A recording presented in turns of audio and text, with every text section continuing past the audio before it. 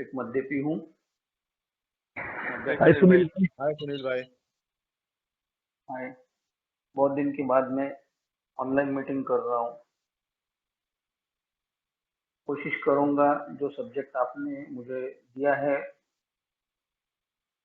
वो सब्जेक्ट को पकड़ के बात करके मेरे अनुभव जो है वो आपसे शेयर करने की कोशिश करूंगा। आज कोई भी तरह का मद्य पिया नहीं हूँ, पीने की इच्छा नहीं हुई है। ये सब जो चीज है ये साथ में रह के, आपके साथ में रह के, फेलोशिप रह के जो ताकत मिलती है वो ताकत का नतीजा है। ये फेलोशिप में रहने के बाद में जो पावर मिलती है वो पावर मुझे पहले नहीं मिल रही थी। अदर मेरे पास पावर थी लेकिन मैं उसको यूज नहीं कर पा रहा था। हर एक आदमी के दारू पीने के अनुभव या दारू पीने के पैटर्न या पीने के तरीके 19-20 की तरह सबके ऑलमोस्ट सेम ही है। तो मेरा अल्कोहल कंजम्पशन जो है वो टॉपिक पे मैं ज्यादा जाऊंगा नहीं। हर एक की अ, जैसी है वैसी ही मेरी कहानी है। शुरुआत बियर से होगी। शुरुआत हो गया एट द एज ऑफ 18। दारू पीने का करीबन काल है मेरा 30 साल का। बाद में अल्कोहलिक्स एनोनिमस में लाया गया। तो मुझे जो सब्जेक्ट दिया है मैं प्रेफर करूंगा मराठी में बात करने के लिए, ताकि मेरे को जो बात करनी है वो आप तक पहुंच जाए ऐसा मुझे लग रहा है। मी सरळ सब्जेक्टवर येतो। माझी पॉवरलेसनेस, माझी हतबलता आणि अनमॅनेजेबिलिटी, अस्ताव्यस्तता जी मला कधीही मला मॅनेज करता आलं नाही जे कुठल्या गोष्टी। मित्रांनो, मी सुरुवातीला चाळीमध्ये राहत होतो, 7वी-8वीत होतो। माझ्यापेक्षा मोठ्या कॉलेजला जाणाऱ्या दादांच्या बरोबर राहणं मला आवडायला लागलं होतं। अशातच ते व्यायामशाळेमध्ये व्यायाम शिकवत असताना त्यांची शिकवायची पद्धत आवडायला लागली। ते ज्या पद्धतीने जवळ येऊन शिकवायचे ते आवडायला लागलं होतं। तेव्हा तर दारूचा मला काही संबंध आलेला नव्हता, पण त्यांच्यासाठी मग टपरीवर जाऊन सिगरेट आणणं, ते सिगरेट ओढत असताना त्यांच्या आजूबाजूला थांबून राहणं, त्यांच्या सिगरेट ओढायचं स्टाईल बघणं, ते त्यांच्या कॉलेजच्या वयात आलेले जे काही दादा होते त्या त्या गप्पा ऐकत राहणं, हे सगळं मला आवडायला लागलं।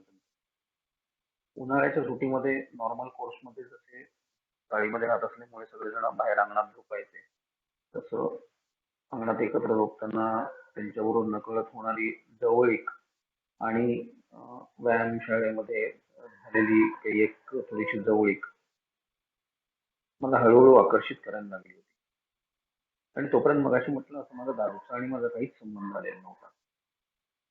पण कॉलेजला गेल्यानंतर दारूचा माझा संबंध आला आणि दारूने मला जो आनंद दिला होता त्या आनंदामध्ये माझ्या एका खास मित्राने भर दिली।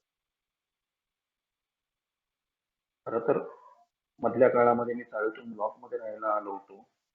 चाळीतल्या मोठ्या मुलांचा मला काही संबंध राहिला नव्हता, पण दारू पिणे आणि एका खास मित्राबरोबर त्या आनंदाची देवाणघेवाण, कालांतराने त्या मित्राबद्दल वाटणारं आकर्षण, त्यामुळे निर्माण होणाऱ्या प्रसंगांची संख्या वाढली आणि हळूहळू ते एकच जे आकर्षण केंद्र होतं त्या आकर्षणाची 3-4 केंद्र झाली। पण मित्रांनो, या कालखंडाची ही योग्य वेळी समाप्ती झाली। त्याच्यानंतर नोकरीला लागलो, कामावर जायला लागलो, पगार मिळत होता, स्वतःच्या पायावर उभा होतो, पण कमाई पुरेशी नव्हती। त्याच्यामुळे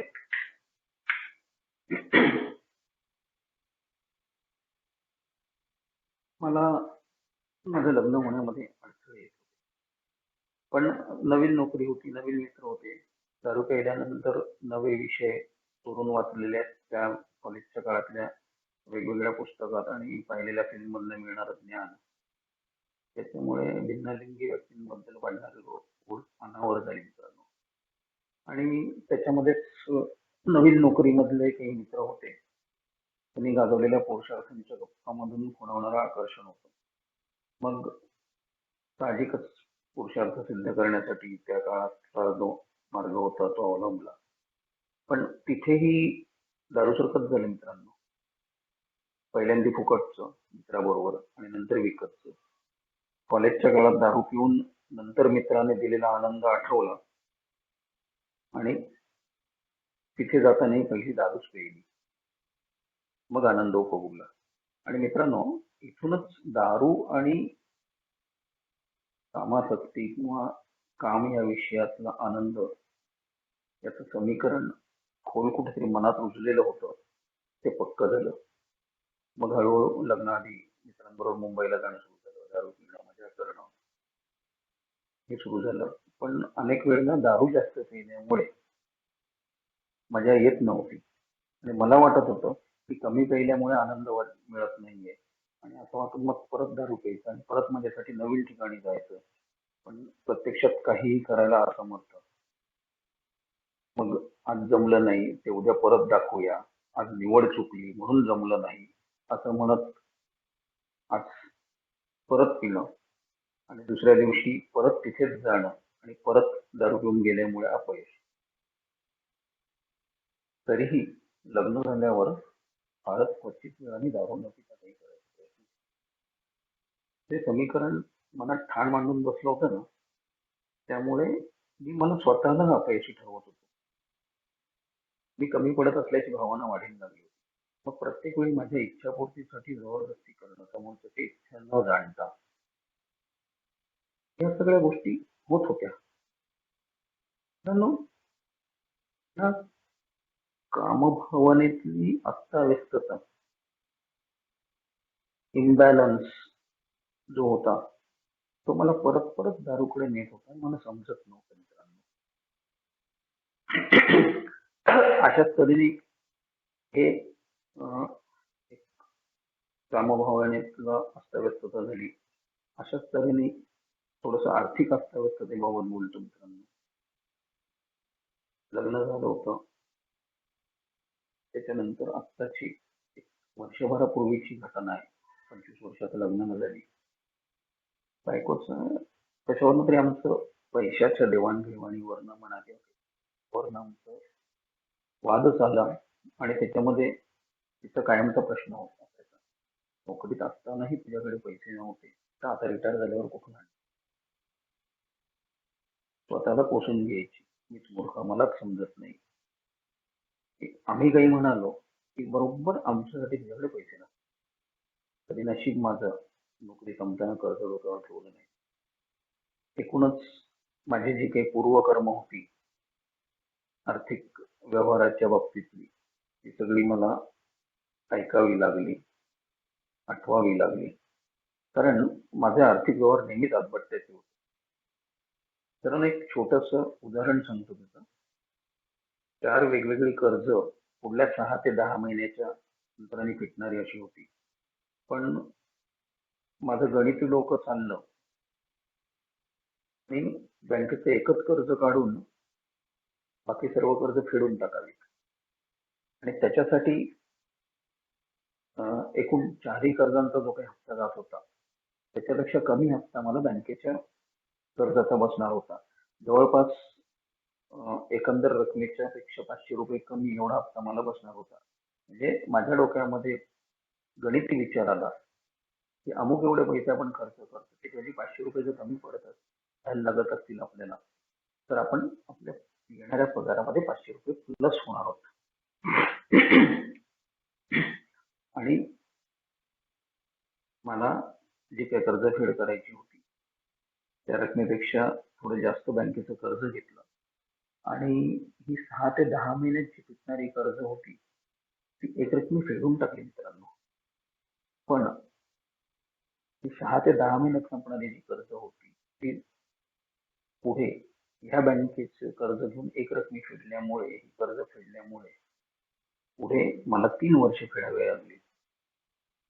मग मला ते 500 रुपये प्लस होणार होते, काय झालं. तसंच नोकरीत असताना कॉलेजमधल्या मित्राच्या घरी उभी असलेली एक चारचाकी वापरती राहण्यासाठी म्हणून घेऊन आलो. ती जुनी होती. जुनी असल्यामुळे ती घरी वापर कमी आणि गॅरेजच्या फेऱ्या जास्त. एकूणच 1-1.5 वर्षात रिपेअरचा खर्च जो होता तो पेट्रोलच्या खर्चापेक्षा जास्त झाला होता मित्रांनो. चांगल्या कंपनीमध्ये नोकरीला असल्यामुळे मी कायमच विशेष दर्जा असलेला भिकारी होतो. कारण नोकरी चांगली होती, बँका कर्ज द्यायला नाही म्हणत नव्हत्या पगार चांगला असल्यामुळे, किंवा शॉर्ट टर्म लोन द्यायला मित्रही नाही म्हणत नव्हते. पण मित्रांनो, बारवाला आणि वाईन शॉप सोडून कोणाचेच पैसे सांगितल्याप्रमाणे वेळेवर दिल्याचं मला आठवत नाही. कारण इतर लोकांना सांभाळण्यापेक्षा बारवाल्याला सांभाळणं हे माझ्यासाठी महत्वाचं होतं.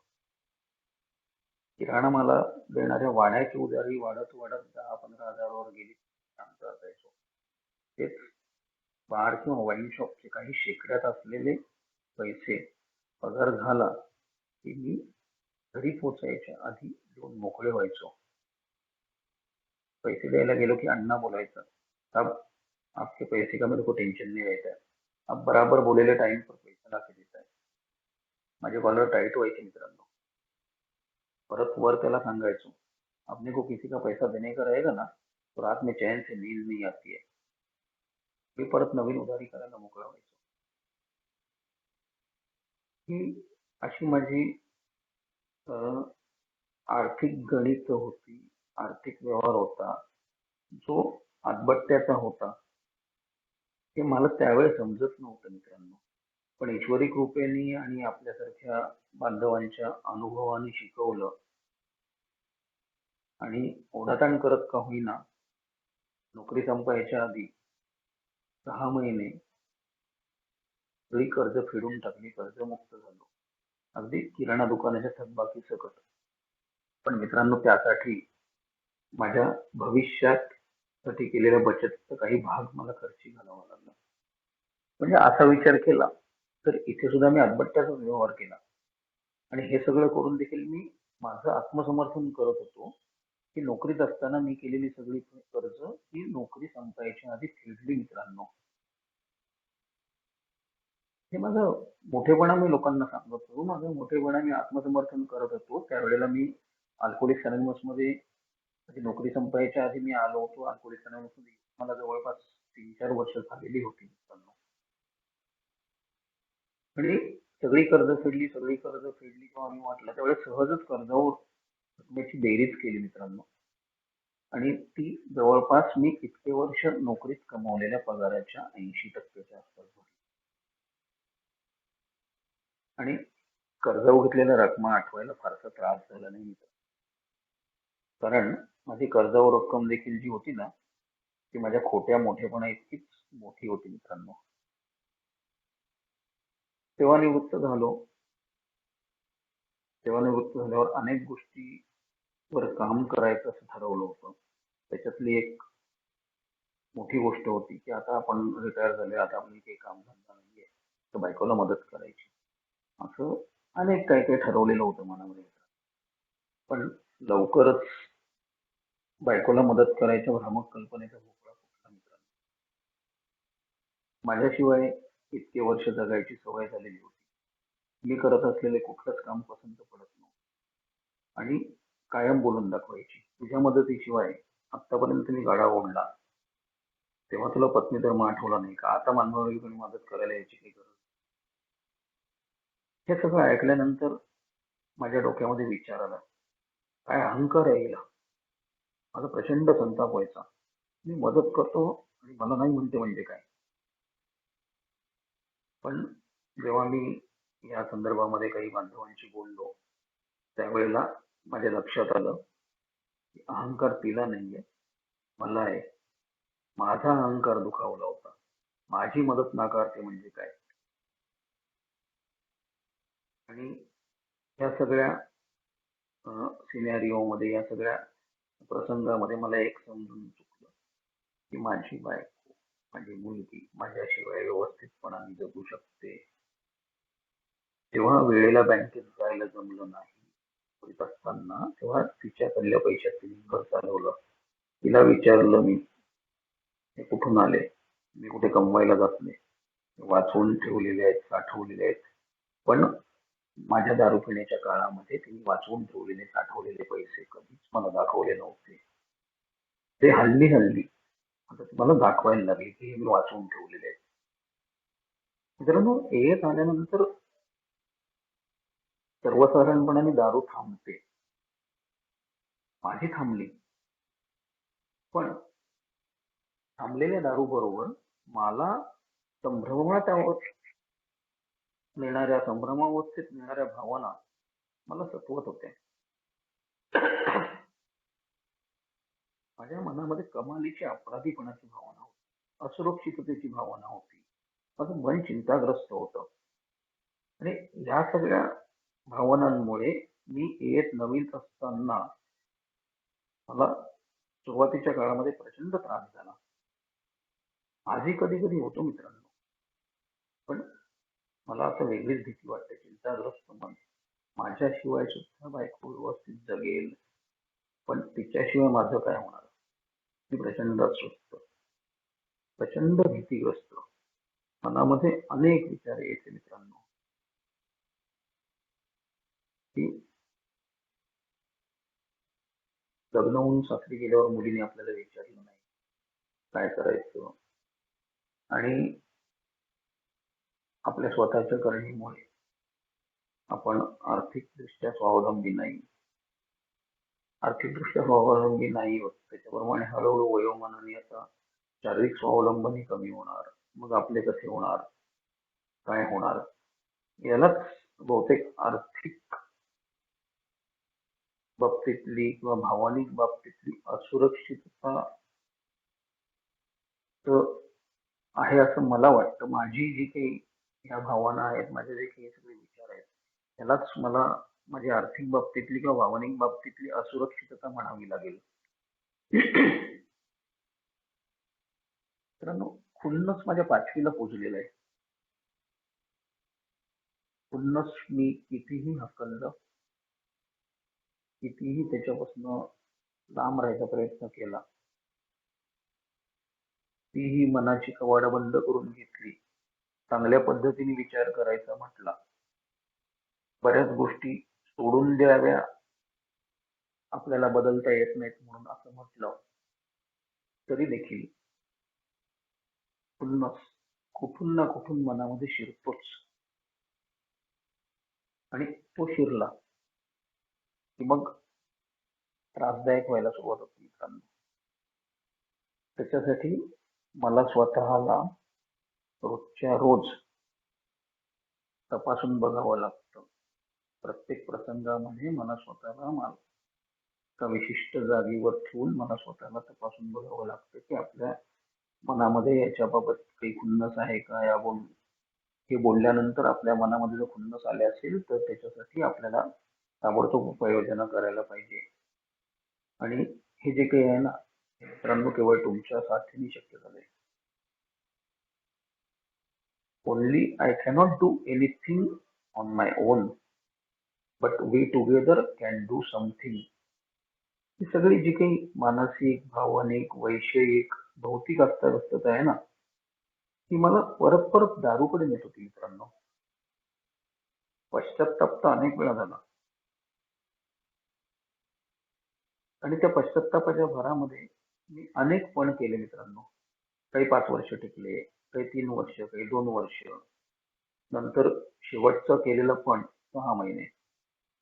पण मित्रांनो, या सगळ्या प्रकारामध्ये दारूच सगळ्या प्रश्नांची उत्तर देते, म्हणून दारूवर अवलंबून राहणं वाढलेलं होतं माझं. एक उदाहरण सांगतो, एक प्रसंग सांगतो. माझी आईने मला सांगितलं की तुझ्या आणि बायकोचं भांडण होतं, हे दारूवर नव्हतं. तू दारू बंद करून टाक.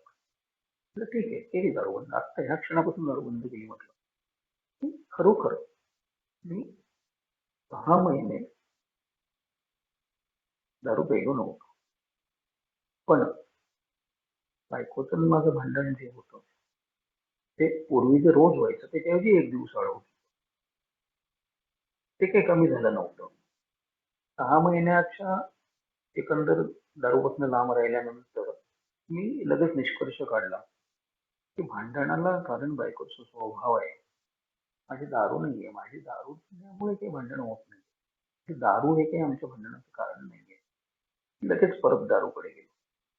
माझे सगळे विचार जे होते ना ते दारूपाशी येऊन सांगत होते. मी माझ्या सर्व समस्यांचं निराकरण करण्यासाठी दारू हीच सर्वोच्च शक्ती मानून चाललो होतो. खरं सांगायचं तर ती शक्ती मला कामाला येत नाही. तिला मी सर्वोच्च शक्ती मानतोय, ती शक्ती मला कामाला येत नाही हे अनेक वेळेला सिद्ध झालेलं होतं. पण ते मी मान्य करत नव्हतो. त्यामुळं मला दारू उचलल्यावर पश्चाताप व्हायचा. दारूपासून सुटका हवी असं वाटायचं, पण ती मिळत नव्हती. का ते माहित नाही. अनेक वेळेला पश्चाताप व्हायचा, सगळ्या गोष्टी व्हायच्या आणि मग ती सुटका मिळत नाही म्हटल्यानंतर मी परत दारूकडे जायचो. पण असाच एक दिवस पश्चाताप आणि बेचैन अवस्थेत असताना मी AA मध्ये आणला गेलो. मित्रांनो, माझी मद्यापुढली हतबलता जी आहे ती मला AA पहिल्या मीटिंग मध्ये लगेचच मान्य झाली. मित्रांनो, बहुतेक पश्चाताप आणि मनाच्या तळाशी असलेल्या दारूने घातलेल्या धुमाकूळाचे अनुभव यासाठी माझ्या कामी आले असावेत. पण अस्ताव्यस्तता मान्य करायला मला बराच वेळ लागला.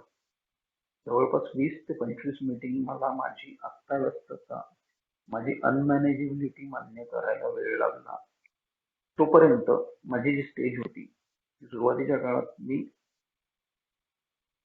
सुरुवातीच्या पहिल्या 1-2 मीटिंग मला दारू नीटपणाने पिता येत नाही. पण दारू हा माझा प्रॉब्लेम आहे. मला ती नीटपणाने पिता येत नाही म्हणून तो माझा प्रॉब्लेम आहे, त्याच्यावर होतो. त्याच्यानंतरच्या काही मीटिंग मध्ये मी असा होतो की मी बेवडा आहे पण तेवढा नाहीये. अशा एक पायरीवर कुठेतरी मी अडकलेलो होतो. जवळपास 20 ते 25 मीटिंग मगाशी मी तुम्हाला म्हटलं असं ह्याच संभ्रमावस्थेमध्ये मी अडकलेला होतो आणि मला असं कुठेतरी वाटत होतं की अल्कोहोलिक्स अनॉनिमस मध्ये मी आलोय. आता मला हे लोक जे काही सांगतायत, हे लोक सांगितलेलं सगळं ऐकलं आपण की आपल्याला प्रमाणात दारू प्यायची एक काहीतरी हे युक्ती शिकवतील आणि मग आपण परत इथनं बाहेर गेल्यानंतर प्रमाणात कशी दारू पिऊ शकतो हे लोकांना दाखवूया. आणि ते लोक मला कायमचे बोलायचे, तू बेवडा आहेस, तुला दारू पिता येत नाही, तू पिऊ नकोस. त्यांना आपण दाखवून देऊया की मलाही तुमच्यासाठी प्रमाणात दारू पिता येते. पण 90 दिवस 90 मीटिंग करताना तुमच्या शेअरिंग मधनं मित्रांनो बरंच काही आयडेंटिफिकेशन मिळत गेलं. आणि मग दारू पुढे मी हतबल आहे ही हतबलता जी मान्य केली होती त्याच्याबरोबर माझी अस्ताव्यस्तता ही मला समजून आली. मित्रांनो, एएत आल्यावर मला एक समजलं की दारू तुला कायमची बंद करता येणार नाहीये, पण ती आजचा दिवस थांबवता येईल. आजचा दिवस मला थांबता येतंय हे समजायला लागलं. दारूपासून लांब राहायला शिकलो. स्वतःला पडलेल्या प्रश्नांची उत्तरं समजायला अल्कोहोलिक्स अनॉनिमस मध्ये येऊन बसायला लागलो. मित्रांनो, माझ्या एखाद्या गोष्टीचं, विशेषतः माझ्या थांबलेल्या दारूचं कौतुक झालं ना, की त्या काळामध्ये लगेच माझ्या मनामध्ये माझ्यासारखा मीच असा भाव असायचा. माझ्याच नजरेत मी मोठा होत होतो. कोणी मला असं अं, सांगितलं, अरे चायला एवढा पीत होता, हा एवढा पीत होता, आता बघा, आता 6 महिने झाले, वर्ष झालं दारूपासून लांब आहे, अजिबात दारू पीत नाही, नाव पण काढत नाही दारूचं. की माझ्या नजरेत मी मोठा व्हायचो, माझा अहंकार सुखावायचा, की माझ्यातल्या वेगळेपणा दाखवण्याच्या या वृत्तीपुढे माझ्यापेक्षा मोठा कोणीही नाही, या अहंकारापुढे मी हतबल होतो. प्रत्येक ठिकाणी मी मोठा, मी परफेक्शनिस्ट, मी हे करू शकतो, दुसरं कोणी हे करू शकणार नाही, हा जो काही अहंकार होता माझा, या अहंकारापुढे मी हतबल होतो. आजही काही वेळेला मी हतबल आहे. पण अल्कोहोलिक अनॉनिमस मध्ये येऊन जशी दिवस गेले, वर्ष गेली, तसं माझं दैनंदिन जीवन सुरळीत सुरू व्हायला सुरुवात झाली मित्रांनो. माझे नातेवाईक, सहकारी यांच्याबरोबरचे माझे संबंध मी पुनर्प्रस्थापित करायला लागलो. तेव्हा मला माझं मागचं काळातलं त्यांच्याबरोबरचं वागणं आठवून अपराधीपणाची भावना मनात यायला लागली होती. आणि मग मी अस्वस्थ व्हायला लागलो. मला त्या लोकांशी संवाद साधता येईल. मला संवाद साधायला जड जात होतं, कारण दारू पिण्याच्या काळामध्ये मी माझ्या स्वतःला समाजापासून तोडून घेतलेलं होतं. मी एकटाच राहायला सुरुवात दारू पिण्याच्या काळामध्ये जी झाली, ती एकटेपणाची भावना माझ्या मनामध्ये, त्या अपराधीपणाची भावना, एकटेपणाची भावना होती. त्याच्यामुळे मी एकटाच राहत होतो. पण या सगळ्या भावनांनी मी अस्वस्थ होत होतो. मला माझ्या नातेवाईकांशी, माझ्या सहकाऱ्यांशी संवाद साधता येत नव्हता. मी, आपण जसं म्हणतो की कम्प्लीट यू टर्न घेऊन प्रोफाउंड पर्सनॅलिटी चेंज करायच्या मार्गाकडे जायचा प्रयत्न करत होतो, पण ते मला जमत नव्हतं मित्रांनो. मग मी काय करायचो, मी प्लेबॉय वाचायचो, डेबोनियर वाचायचो आणि त्यामध्ये आनंद शोधायला लागायचो. पण मला एएसल्या माझ्या इनिशियल स्पॉन्सरनी साहित्य वाचायला प्रवृत्त केलं. जसं दारू थांबवणं माझ्या मनाविरुद्ध होतं, तसं साहित्य वाचणं हे देखील माझ्या मनाविरुद्ध होतं. पण त्या इनिशियल स्पॉन्सरनी मला मारून मुटकून साहित्य वाचायला लावलं. कधीही त्याला फोन केला की तो मला पहिला प्रश्न विचारायचा, बिग बुकची किती पानं वाचून झाली, त्याच्यातलं काय समजलं, तुला काहीच अडलं नाही का? अशा तऱ्हेने जेव्हा मी वाचायला लागलो साहित्य, हळूहळू काही समजायला लागलं. जे काही समजत नव्हतं ते विचारायला लागलो.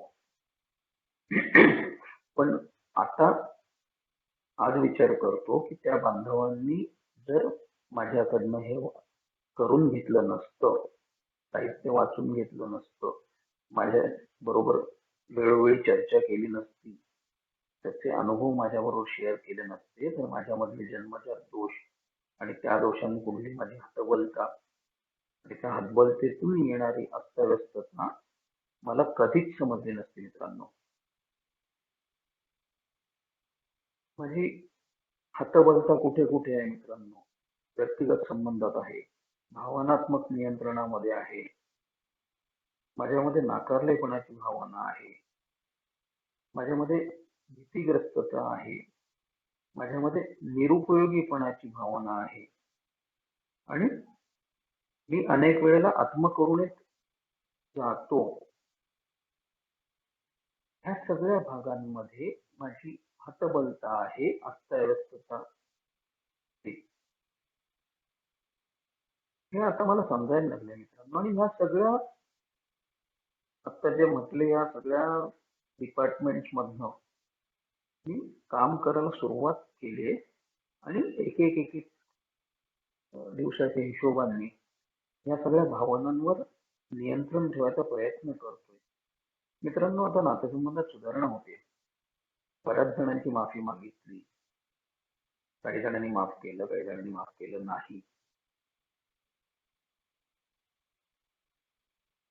पण कोणी मला माफ केलं नाही तर मी आता विचलित होत नाही मित्रांनो. कारण मला एक नक्की समजलंय की मी माफी मागितली, माझ्या डोक्यावर ओझ मी टाकून दिलंय.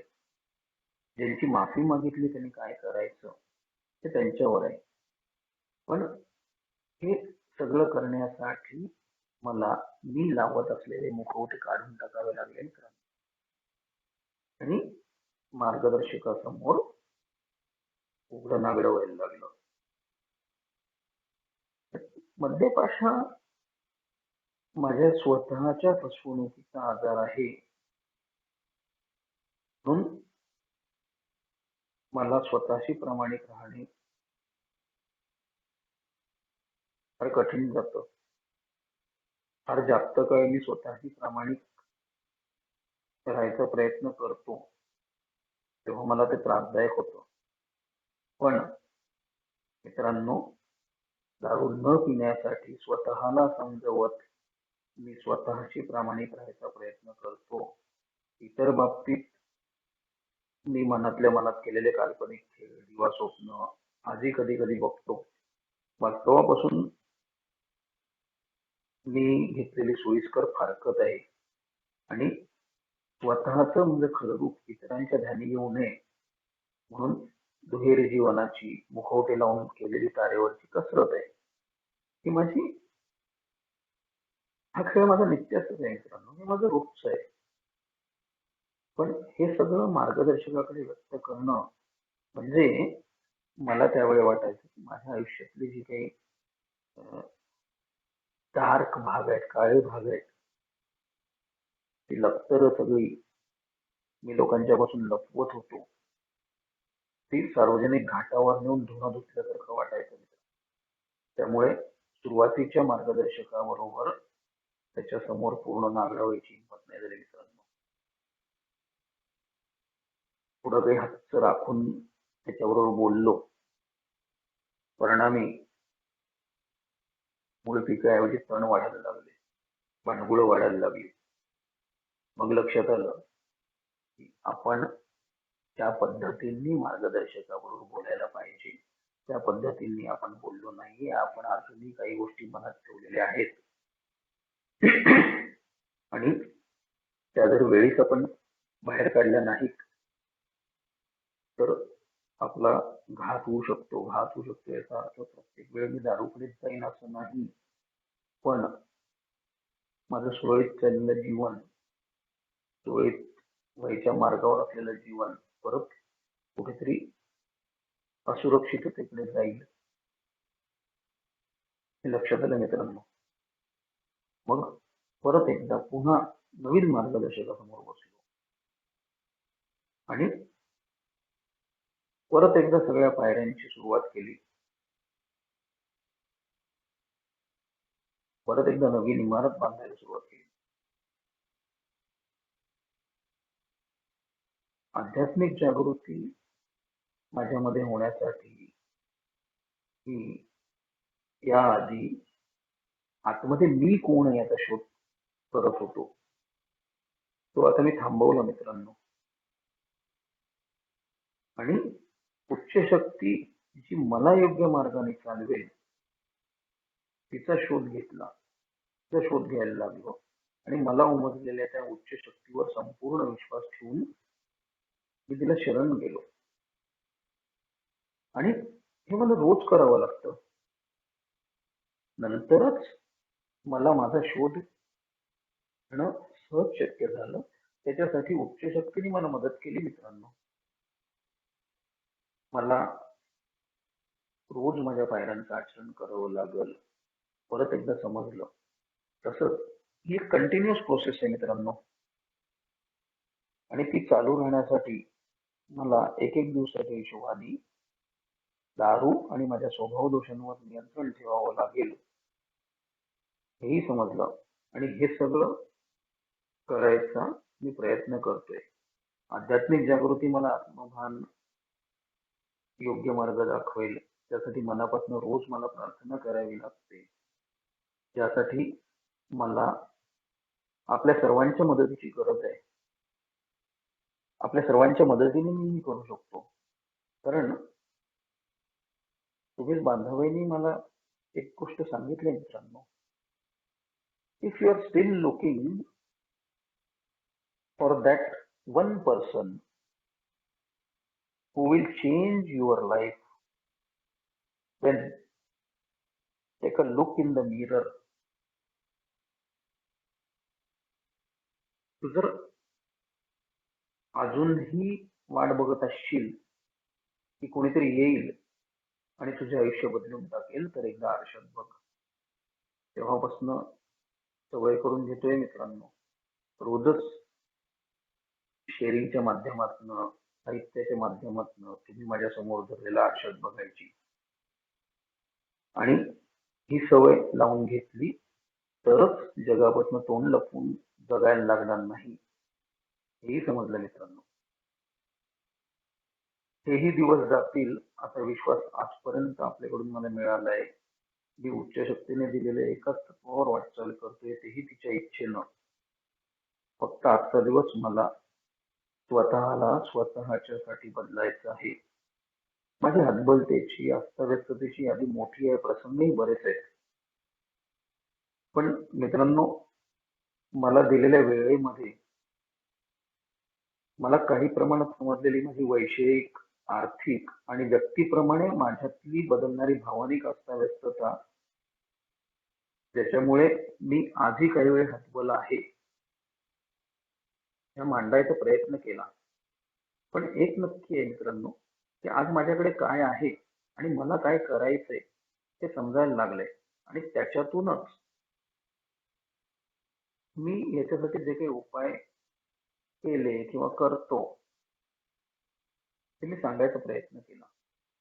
आज दारूच्या बाबतीमध्ये हतबलता 100% मान्य आहे, पण इतर अनेक बाबतीतली हतबलता, अस्ताव्यस्तता आजही आहे, ज्यांच्यावर मी काम करतो आणि एक एक दिवसाच्या हिशोबाने ते नियंत्रणात ठेवायचा प्रयत्न करतो. अनेक हतबलता, अनेक अस्ताव्यस्तता आहेत, त्यातल्या अनेक अंगांना, त्या अस्ताव्यस्ततेच्या अनेक पैलूंना मी आज स्पर्श करू शकलो नाही. कारण याची यादी अतिशय मोठी आहे, जी मलाच अजून नीटपणाने मी माझ्यात शोध घ्यायचा प्रयत्न करतोय. अस्ताव्यस्ततेची यादी काय आहे, हतबलतेची यादी काय आहे, याचा ती माझी यादी आजही पुरी झालेली नाहीये, कारण ही माझी कंटिन्युअस प्रोसेस आहे मित्रांनो. पण मला जेवढं काही मला समजलं, माझ्या आतापर्यंतच्या अल्कोहोलिक्स अनॉनिमसच्या प्रवासात मध्ये मला जे काही आपल्या शेअरिंगच्या आणि साहित्याच्या माध्यमातून समजलं आणि ज्याच्यावर मला काही उपाययोजना करता आल्या किंवा माझ्या आयुष्यात घडलेले जे काही प्रसंग होते ते मी आपल्यासमोर मांडायचा प्रयत्न केलाय. यातनं तुम्हाला काय मिळालं मला माहित नाहीये मित्रांनो, पण बऱ्याच दिवसांनी शेअरिंग करायला मिळालं, मन मोकळं झालं. अनामिक मध्यवर्ती ग्रुपचा मी आभारी आहे की त्यांनी मला शेअरिंग करायची संधी दिली. माझ्याकडनं मी मला दिलेल्या विषयाला न्याय द्यायचा प्रयत्न केलाय असं मला वाटतंय. Over to moderator.